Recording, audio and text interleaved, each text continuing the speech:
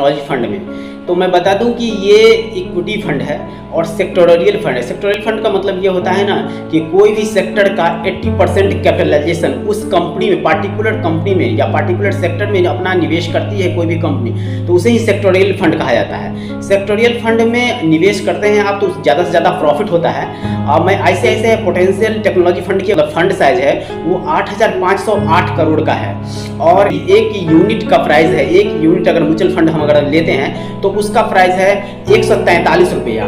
जितने भी sectoral fund होते हैं सबसे ज़्यादा इन्वेस्टमेंट है ICICI पोटेंशियल टेक्नोलॉजी फंड में ही होता है। इसलिए होता है क्योंकि ये बड़ा सा फंड है, बड़ा सा कंपनी भी है और बैंक भी बहुत बड़ी है और ये सब लोग जानते हैं कि ये फाइनेंस से रिलेटेड बैंक है। यहाँ पे हमारा पैसा है से कभी भी डूबने का चांसेस नहीं है। म्यूचुअल फंड के दो पार्ट्स होते हैं, एक SIP होते हैं, एक लमसम होते हैं। अगर लमसम के थ्रू इन्वेस्टमेंट करना चाहते हैं तो कम से कम आपको 50,000 रुपया ऐसे इन्वेस्ट करना पड़ेगा एक कैसे पार्टिकुलर फंड बनाने के लिए। अगर आप चाहते हैं कि हमारा 1 करोड़ रुपया का फंड बने या 2 करोड़ रुपया का फंड बने तो आपको गोल डिसाइड करना पड़ेगा कि हमें 1 करोड़ का बनाना है या 2 करोड़ का बनाना है, कितने सालों में हमें पूरा करना है।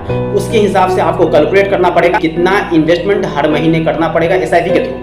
अगर लमसम में करते हैं तो एक बार में लमसम में हमारा कितना अमाउंट एक बार में इन्वेस्ट करना पड़ेगा ताकि हमें 2 करोड़ या 1 करोड़ जितना का आपका गोल है उतना है से बने।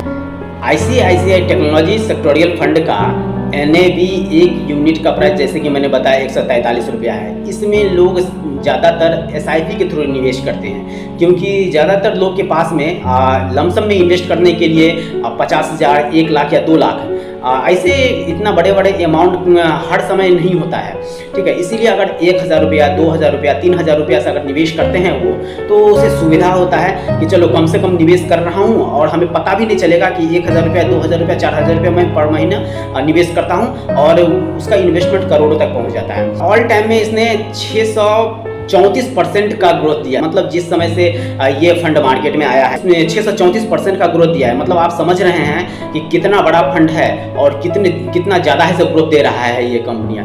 इसीलिए और बैंकिंग सेक्टर है ये, इसीलिए लोग यहाँ पे निवेश करते हैं। और सबसे बड़ी बात है कि एक्सपेंस रेशियो यहाँ पे 0.79% है। बहुत सारी कंपनियां ऐसी है जिसमें 1.5% है। मानो कि अगर सपोज दैट आप 1,000 रुपया ऐसे इन्वेस्ट करते हैं SIP के थ्रू हर महीने, अगर आप 1 लाख रुपया ऐसे लमसम के थ्रू इन्वेस्ट करते हैं किसी दूसरे फंड में तो आपका 1.5% मतलब 1,500 रुपया आपका लमसम के थ्रू ऐसे आपका कम हो जाएगा। 1,000 रुपया, 1,500 रुपया अभी छोटे छोटे लगते हैं, बट आप कैलकुलेट करेंगे कि 1,000 रुपया मैंने इन्वेस्ट किया 25 साल के बाद वो ऐसे बहुत बड़ा फंड हो चुका होता है। तो एक्सपेंस रेशियो की बात करते हैं तो यहाँ पे 0.79% है। अगर आप कौन से सेक्टर में निवेश करते हैं, जैसे IT सेक्टर हो गए हैं, सीमेंट का सेक्टर हो गया, सीमेंट में करते हैं, कंज्यूमर गुड्स हो गए, कंज्यूमर, बैंकिंग एंड फाइनेंस में निवेश करते हैं। और ICICI पोटेंशियल टेक्नोलॉजी फंड जो कि बैंकिंग सेक्टर में ही काम करती है, इसीलिए सब लोगों का इस पे ज़्यादा विश्वास है। ये बैंकिंग सेक्टर में काम करती है, यहाँ पे हम निवेश करेंगे तो हमें ज़्यादा से ज़्यादा ग्रोथ मिलेगा।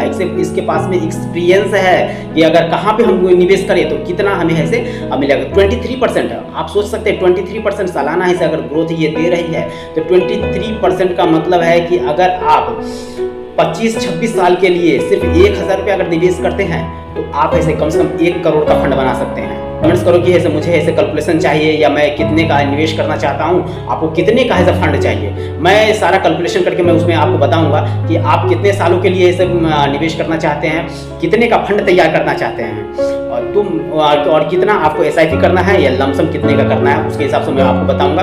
फिर आप उतना करोगे तो निश्चित ही आप ऐसे 1 करोड़, 2 करोड़, 4 करोड़ जितना का आपका गोल होगा उतना का आप फंड ऐसे तैयार कर सकते हैं।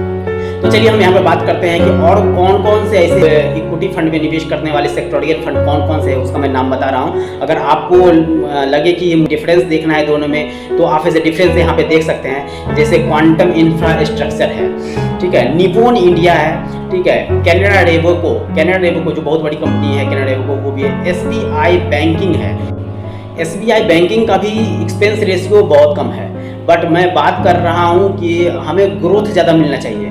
तो ग्रोथ की बात कर रहे हैं तो ग्रोथ सबसे ज़्यादा ICICI पोटेंशियल टेक्नोलॉजी फंड में मिल रहा है। जितने भी और सेक्टोरियल फंड है आप देखेंगे कहीं पे, गूगल पे सर्च करेंगे या फिर कहीं और पे भी देखेंगे तो सबसे ज़्यादा आपको यहीं पे ICICI पोटेंशियल टेक्नोलॉजी फंड में ही आपको मिलेगा सबसे ज़्यादा ग्रोथ, जो कि 23% का मिलेगा।